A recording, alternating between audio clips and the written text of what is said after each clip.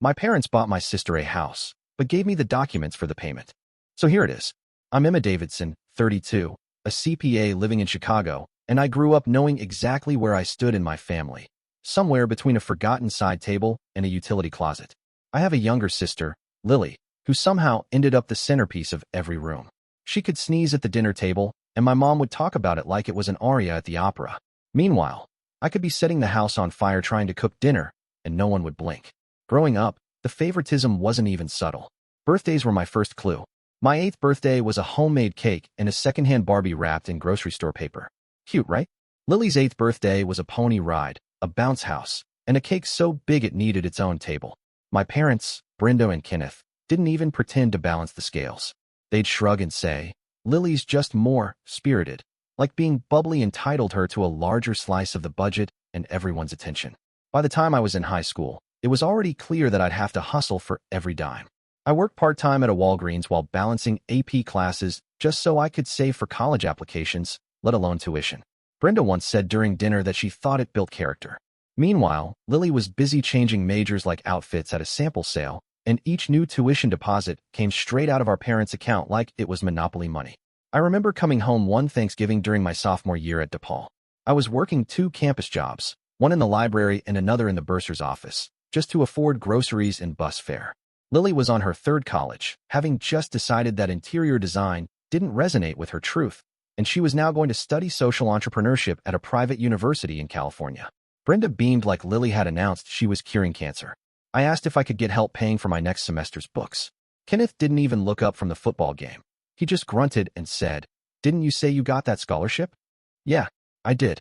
It covered tuition, not living costs, not books. But sure, Dad, I'll just gnaw on my textbook for lunch." It wasn't even just about money. It was everything. Emotional support, family time, affection.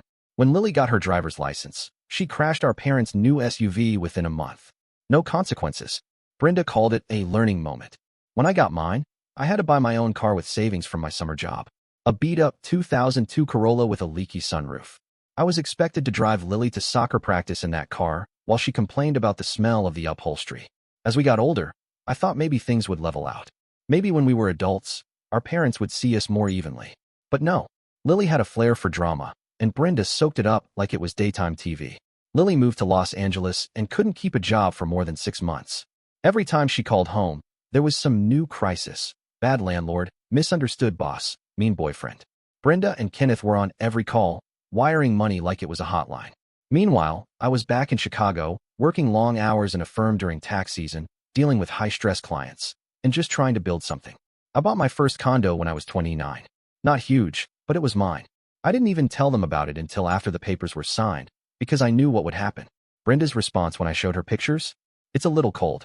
Are you sure you'll be happy living alone?" Lily moved into a 2-bedroom with hardwood floors in Silver Lake, and it was suddenly. She's such an independent spirit. The worst part? I didn't even resent Lily for most of it. Not really. It wasn't her fault that our parents placed her on a pedestal, but she leaned into it. She knew how to get what she wanted from them. The tears, the tone, the timing, it was a whole playbook. Once, she called me crying about rent being late. I offered to help her budget. She said Brenda already paid it and asked if I could spot her for a plane ticket to Mexico instead. It never really stopped. They still treat her like she's 17 and I'm her handler. It's like they never realized I became an adult. Maybe they don't want to. But at some point, I stopped waiting for them to see me. I stopped expecting fairness or even acknowledgement. I built my own life. I built it alone. And honestly, sometimes it's lonelier than I'd like to admit. But at least it's mine.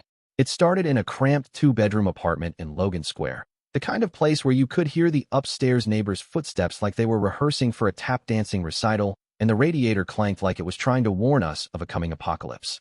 I shared it with 2 other girls I barely knew, and we survived on dollar ramen, free happy hour snacks, and the occasional communal Costco run when someone's parents sent a gift card. I was 22, fresh out of college, and juggling an entry-level job at a tiny tax prep office that didn't offer benefits, paid me $15 an hour, and had a printer that jammed every other day. I had exactly 1 good pair of heels, which I wore until the rubber on the heel peeled off, and I had to superglue it back with the same care you'd give to a surgical procedure. There were nights I'd walk home because I couldn't justify the CTA fare, especially after buying groceries. I'd ration shampoo and used my oven as a heater more times than I care to admit. There was no backup plan. No weekend trips home with a laundry bag and the hope of free groceries. No surprise deposits from mom and dad when rent was tight. If something broke, I fixed it. If I couldn't fix it, I lived with it. And every time I felt like breaking down, I reminded myself I didn't have the luxury of falling apart. Meanwhile, Lily was still living at home, treating life like an open-ended internship. She was 28 before she even thought about moving out, and even then, it was more because she wanted to experience freedom than because she was actually ready to support herself.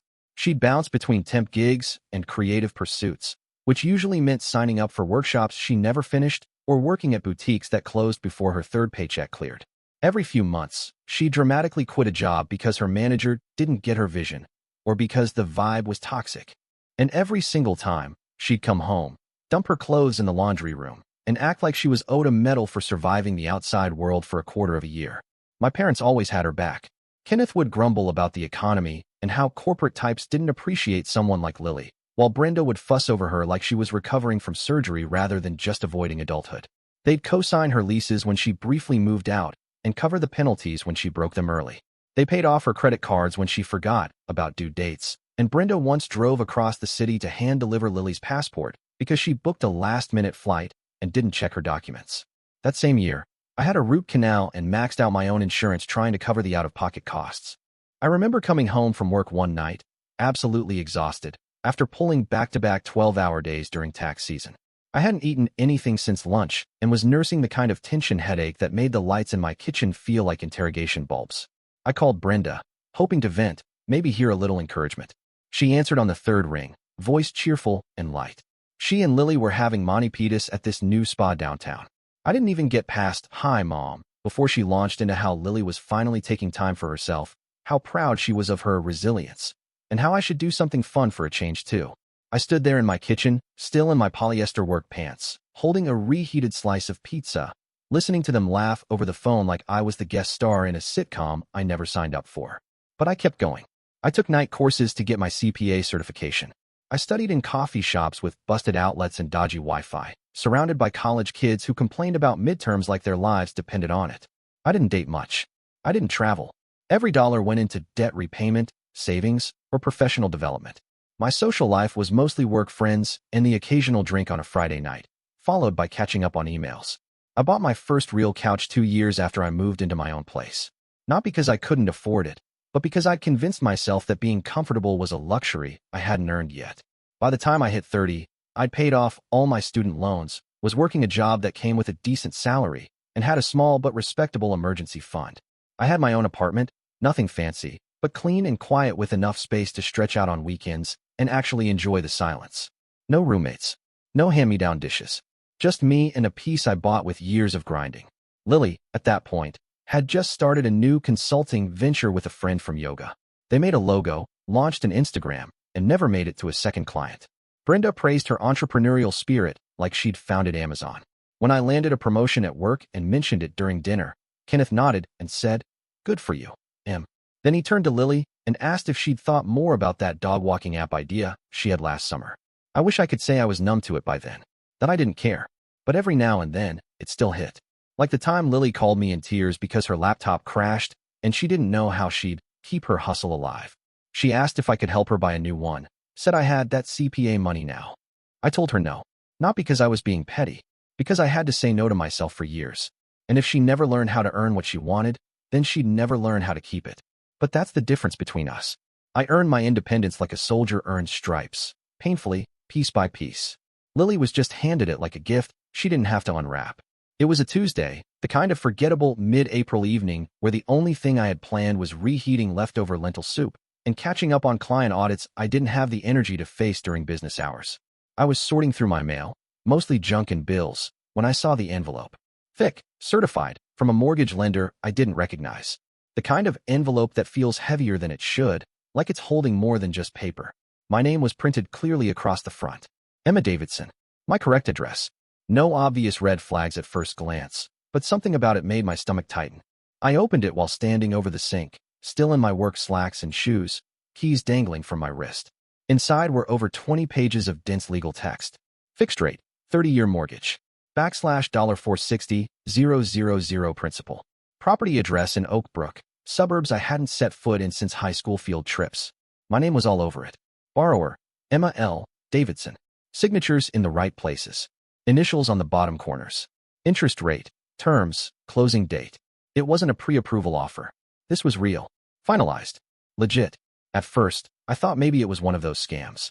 Some scumbag using my info to pull equity or flip properties under a stolen identity.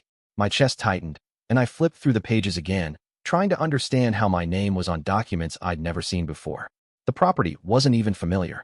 4-bedroom colonial on a cul-de-sac, according to the appraisal. Hardwood floors, finished basement. A big house. Too big. Not mine. I called the lender's fraud department immediately, my voice shaking more than I'd have liked. I gave them my name, address, the loan number, and waited on hold while some polite-sounding guy in a cubicle typed furiously into whatever system they use to determine whether someone's life has just been turned upside down. He came back after a few minutes and confirmed that the mortgage was active. Yes, they had all the proper documents.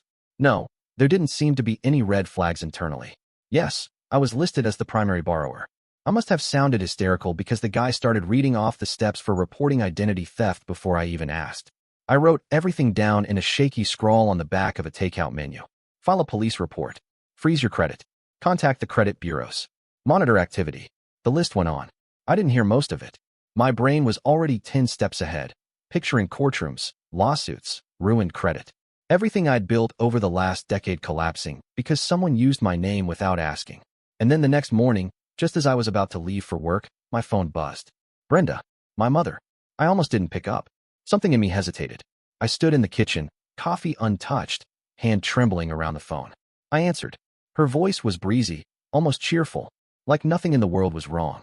Emma, did you get the mortgage documents? She asked, like she was asking about a birthday card. Let's talk tonight. That was it. No explanation. No concern. No panic. Just casual confirmation that she knew. She knew, and she thought it was a conversation we could have over dinner, maybe between salad and dessert. Like it was no big deal. I couldn't even respond. My throat closed up. My mother, who never once offered to co-sign a lease for me, who shrugged every time I scraped by financially, who never lifted a finger when I spent nights eating microwave noodles while Lily lived like a sponsored influencer, had taken out a mortgage in my name. A $500,000 loan. Without even asking. My hands went cold. I stood there in my own kitchen, in my own apartment that I paid for every month with my own money, staring at the wall like it might somehow make the moment make sense. But it didn't. It didn't make any sense at all. That night, I drove to my parents' house in the suburbs with my stomach in knots and my knuckles clenched so tightly around the steering wheel that my fingers ached. It was raining, the kind of cold, sharp drizzle that soaks through your coat and makes your skin feel raw. Every turn on the freeway felt heavier, like gravity was working overtime. I kept telling myself this had to be a misunderstanding, that no one, least of all my own mother, could casually mention signing me up for nearly $500,000 in debt like it was a group project I'd forgotten to log into. I walked into the house with the mortgage packet still in my purse, pages creased and smudged from the number of times I'd flipped through them, looking for something, anything, that would prove this wasn't real. Brenda was in the kitchen, lighting candles and pulling a roast out of the oven like we were gathering for Sunday dinner and not a financial ambush. Kenneth was already at the table, sipping wine, watching a sports recap on mute like it was just another Tuesday. I didn't sit. I stood at the edge of the dining room, soaked and shaking. What is this? I said, holding up the envelope. What the hell is this? Brenda barely looked up. Oh good, you brought it. We were hoping you'd be reasonable about this. I laughed, one sharp, bitter bark of a laugh. Because what else do you do when your own parents talk about felony-level fraud like it's a minor scheduling conflict? That's not an explanation, I snapped. Did you forge my signature on a mortgage application? Did you seriously put my name on a house loan without telling me? She gave me this look, like I was being dramatic. Like I was throwing a tantrum over spilled juice and not accusing her of a federal crime. Emma, sit down. Let's just talk about it, Kenneth said, calm as ever, his tone the same one he used when the remote didn't work. I didn't move. No, we're not doing dinner. We're not doing roast chicken, and let's talk about it. You committed fraud in my name. That's not something we discuss over mashed potatoes. Brenda sighed like I was exhausting her. Lily needed a stable place to live. You know how hard it's been for her. She's been through so much. And you thought the solution was to take out a mortgage in my name? My voice cracked at the end, a mix of disbelief and fury. You thought the answer was to steal my identity and drop a $$460,000 bomb into my life without even asking. Kenneth leaned forward, elbows on the table, voice firm but patronizing.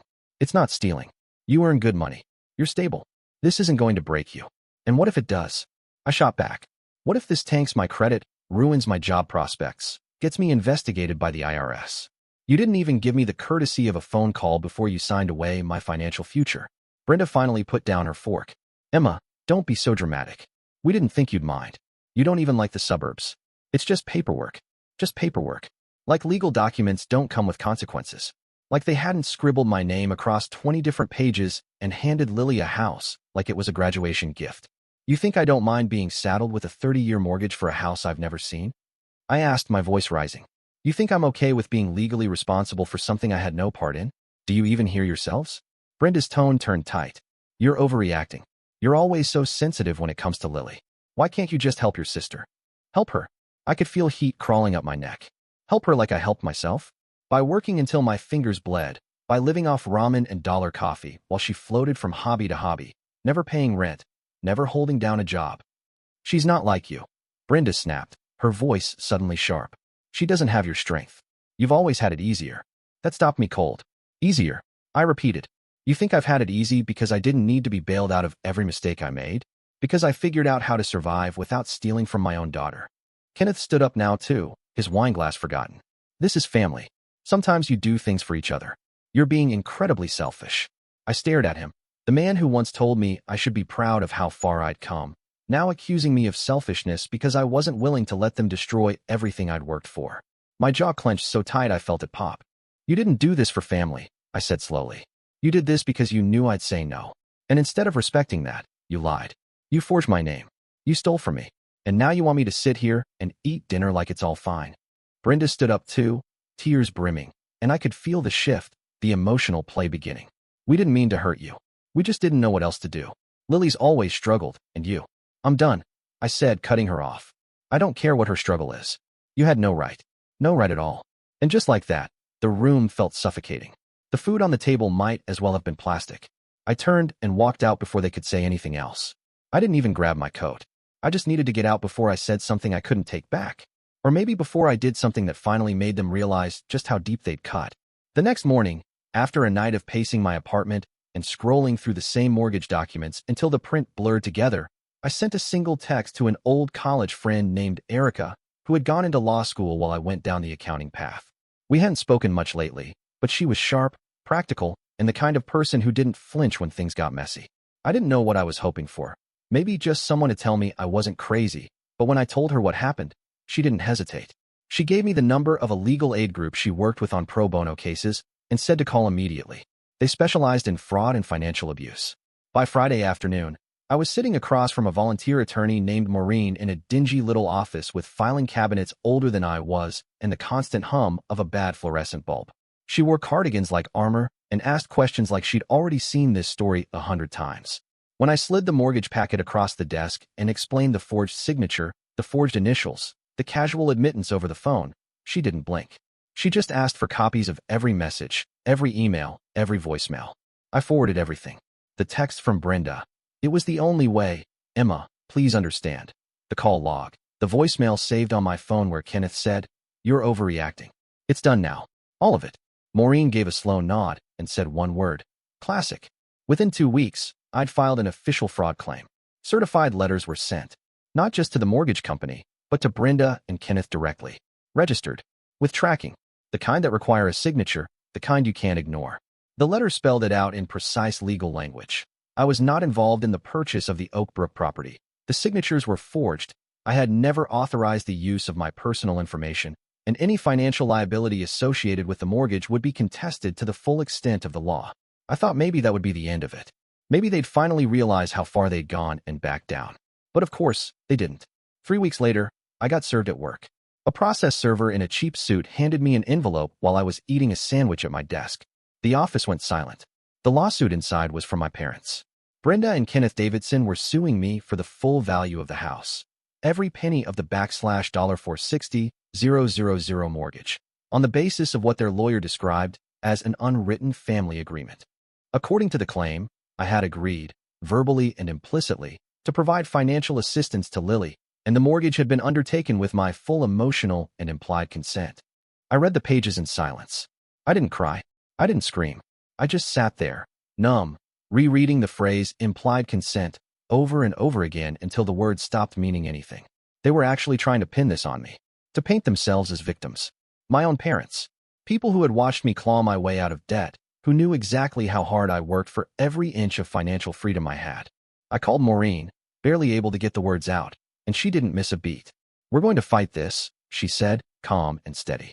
"You've got a rock-solid case. They've admitted guilt in writing. They signed your name. This isn't going anywhere near the way they think it is." She put me in touch with a civil litigation lawyer named Naomi. Tough, no nonsense, and with the kind of cold confidence that made me feel like maybe, just maybe, I wasn't about to be crushed.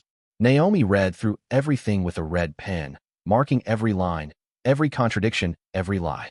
Then she looked up at me and said, "They picked the wrong daughter to screw with." And just like that, the battle lines were drawn. I was done playing the good daughter. I was done letting guilt keep me quiet. They wanted a legal fight. They were going to get one. I wasn't just defending myself anymore.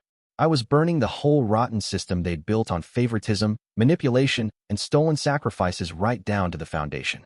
We sat in the courtroom under the washed-out yellow lights that made everyone look like they hadn't slept in a week, and maybe that was fitting, because I hadn't. The courthouse smelled like recycled air and bad coffee, and the benches were hard enough to leave bruises if you sat too long. I sat next to Naomi, my lawyer, in the blazer I only wore for client meetings or funerals. Across the aisle, Brenda wore a pearl necklace she always saved for church, and Kenneth looked like he hadn't shaved in days. Lily wasn't there, of course. She never was when things got uncomfortable. From the start, the judge wasn't buying it. He was older, dry-voiced, and immune to theatrics. I remember Brenda trying to tear up during her opening statement, dabbing the corners of her eyes with a tissue that stayed suspiciously dry. Naomi didn't object. She didn't need to. The judge cut her off before she could get halfway through her sob story, asking for facts, not feelings. They tried to argue there had been an understood agreement, that this was a family arrangement gone wrong. Their lawyer, some guy who looked like he belonged in real estate, kept circling the phrase emotional obligation, like it was some kind of binding clause. Naomi waited patiently. Then she dropped the email. An old thread between Brenda and Kenneth, dated 6 weeks before the mortgage was approved. It was short, blunt, and absolutely damning. Brenda had written, "We'll just use Emma's name. She won't find out until it's done. She'll be mad, but what can she do? We're her parents." Kenneth had replied, "Do it. We'll smooth it over later." I watched their faces crumble in real time when Naomi handed it to the judge. Brenda turned gray. Kenneth stopped making eye contact. The courtroom went so quiet I could hear my own heartbeat. The judge took off his glasses and looked directly at their lawyer. "Are you telling me your clients initiated a $460,000 mortgage in their daughter's name, admitted in writing that she had no knowledge of it, and still believe she's responsible?" The man stammered something about intent, but it was too late. Naomi stood up and listed everything. The forged signature, the unauthorized loan, the texts, the call log, and the voicemail Brenda left that started with, "Please don't be mad." It wasn't just a mistake. It was a plan, a fraud, a con pulled by two people who thought being parents made them invincible. Brenda tried to salvage it with a shaky speech about family, sacrifice, how Emma wouldn't even be successful without our foundation. The judge didn't even flinch. He reminded her that this wasn't a therapy session. It was court. After closing arguments, he took less than 5 minutes before returning with a ruling. Their claim was dismissed, completely, publicly, and with scathing remarks. He accused them of abusing the legal system, of attempting to manipulate financial records for personal gain, and of weaponizing family ties in an act of long-term financial coercion. And then came the part one wasn't expecting, the restraining order. Naomi had filed for it quietly, without telling me ahead of time, knowing they'd try to retaliate. The judge reviewed the voicemails, the barrage of texts they sent once the fraud claim was filed, the unannounced visits to my apartment, and the threats of legal consequences if I didn't make this right. He granted it on the spot. 6 months, minimum. Extended automatically if they tried to contact me in any form. I walked out of that courtroom lighter than I had felt in years. It wasn't about the money anymore. It wasn't even about the house. It was about being believed. About standing in front of the very people who tried to ruin me and watching their story unravel while mine stood tall. They thought they could rewrite reality. But the truth had its day, and I made damn sure it was heard. For about 3 days after the ruling, I could finally breathe again. But then came the ripple effect, the kind you can't prepare for, even when you think you've considered every angle. A local news outlet picked up the story after someone at the courthouse leaked details. It wasn't front-page scandal, but it was loud enough to make the rounds on a few neighborhood forums and one of those family betrayal subreddit threads that somehow always know how to find drama. The headline was tame, something like, "Woman wins lawsuit against parents over fraudulent mortgage," but the comments section was anything but. At first, it felt like I was drowning all over again. A few extended relatives reached out, not to support me, but to scold me. My Aunt Sheila, who hadn't called me in over a year, left a voicemail that started with, "I can't believe you'd air family business like that." An old family friend sent me a paragraph-long Facebook message about how children should honor their parents no matter what. For about a week, I was so anxious I couldn't even open my email without my stomach flipping. But then, slowly, the tone began to shift. Some people I hadn't heard from in years started reaching out, not with judgment, but with quiet, steady support. My cousin Rachel, who had gone no contact with her own father over similar control issues, sent me a text that just said, "Good for you." My former roommate Jenny, who I hadn't seen since graduation, offered to come over with wine and an entire box of bakery cookies when she saw my name on Twitter. Even Erica, my lawyer friend who started this whole lifeline, checked in weekly just to see how I was holding up. That was the part no one warns you about. The silence you wade through waiting to see who shows up after everything falls apart. It took months, but the mortgage was officially removed from my credit history. Naomi worked with the bank to ensure all records were corrected. I received a formal letter stating I bore no legal or financial responsibility for the property. When I logged into my credit monitoring app and saw my score start to climb again, I cried harder than I did the day we won the case. It wasn't just about numbers. It was about being unburdened from something I never chose, something that had been tied to me like an anchor I hadn't realized I was dragging. Therapy helped, too. I started seeing someone through a referral from Maureen's office, a no-nonsense woman named Felice who didn't flinch when I told her the full story. She didn't try to wrap it in affirmations or talk about silver linings. She just listened. She helped me figure out how to stop blaming myself for not seeing the signs earlier. She reminded me that survival doesn't always look like strength. Sometimes it just looks like not picking up the phone when your mother calls from an unknown number. I started going back to the gym more regularly, not because I was trying to fix anything, but because moving helped. I took a short vacation for the first time in years, by myself, to the coast. I spent hours reading paperbacks on a sun-bleached deck and walking until my legs ached. No phone, no email, just space. I don't think I realized how tightly I'd been wound until I finally let myself exhale.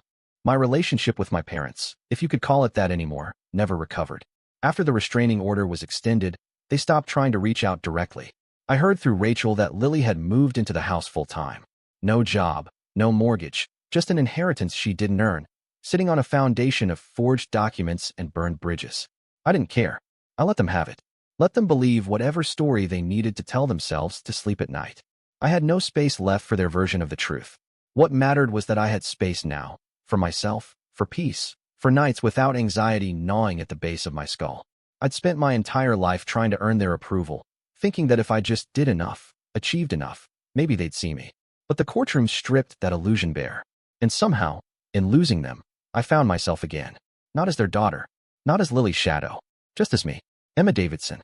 Whole, free, and finally, enough. The strange thing about surviving something like that, something so personal and absurd you couldn't make it up if you tried, is that eventually, people start reaching out. At first it was small.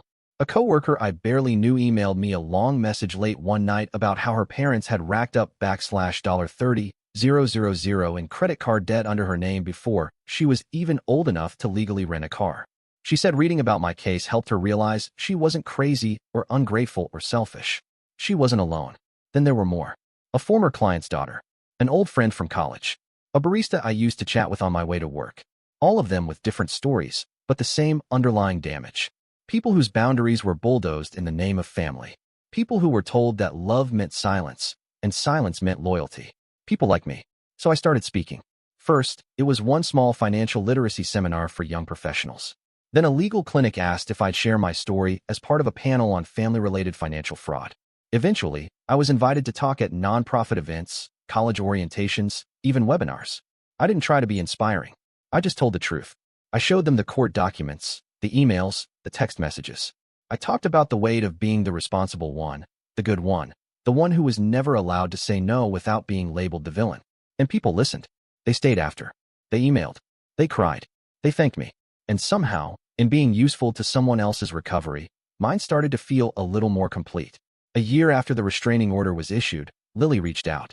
It was an email. Short. apologetic in a way that felt like maybe it took her all night to write. She didn't ask for anything at first, just said she hoped I was well, that she was sorry, that she hadn't understood the damage she was part of. She said she didn't know how to fix it, but she wanted to try. I sat with it for 3 days before responding. When I did, I kept it honest. I told her I was glad she reached out, that I wasn't angry anymore, but I was cautious. That forgiveness doesn't mean access. I said I hoped she was healing, that I wanted her to take care of herself, but I wouldn't let her back into my life just because she was finally ready to show up. That if she wanted a relationship, it would be on new terms, real ones, with boundaries, with time, with proof. And that I wasn't in a rush. She never responded. At least not yet. I've come to terms with that. Some things get repaired. Some things just get named for what they are and placed in a box where they can't hurt you anymore. My name isn't on anyone's mortgage now. My bank account belongs only to me. My story, for the first time in a long time, is mine to tell.